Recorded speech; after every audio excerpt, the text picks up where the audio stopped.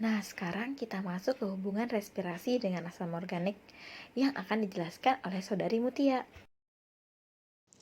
Proses respirasi dapat menyebabkan terjadinya penurunan kadar asam-asam organik. Hal itu terjadi karena asam organik pada bahan pangan digunakan sebagai substrat respirasi atau mengalami konversi menjadi gula. Baik teman-teman, selanjutnya saya akan menjelaskan mengenai faktor-faktor yang mempengaruhi laju respirasi. Terdapat dua faktor yang mempengaruhi laju respirasi, yaitu yang pertama faktor internal yang berasal dari bahan pangan itu sendiri, dan yang kedua yaitu faktor eksternal yang berasal dari luar, misalnya dari lingkungan. Faktor internal terbagi menjadi tiga. Yang pertama, tingginya kandungan karbohidrat, yang kedua, besarnya luas permukaan, dan yang ketiga yaitu tipisnya kulit pada buah dan sayur. Faktor-faktor ini akan mengakibatkan laju respirasi pada buah dan sayur akan berlangsung semakin cepat. Selanjutnya faktor eksternal. Faktor eksternal terbagi menjadi 4. Yang pertama, keberadaan oksigen. Semakin tinggi oksigen, maka laju respirasi akan semakin cepat. Yang kedua, suhu. Setiap kenaikan suhu 10 derajat Celcius, maka laju respirasi akan berlangsung semakin cepat.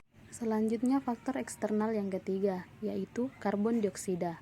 Keberadaan karbon dioksida dengan konsentrasi tinggi akan menyebabkan terjadinya penurunan laju respirasi.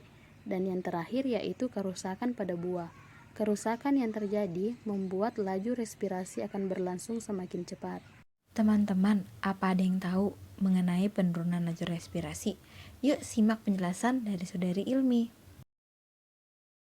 Cara untuk menurunkan laju respirasi pada produk yang pertama itu menurunkan subproduk, kemudian mengurangi ketersediaan oksigen dan meningkatkan konsentrasi karbon dioksida, serta menjaga kelembaban nisbi yang mencukupi dari udara sekitar bahan atau produk pangan tersebut. Setelah penjelasan mengenai materi pola respirasi, kesimpulan dari praktikum pola respirasi sebagai berikut.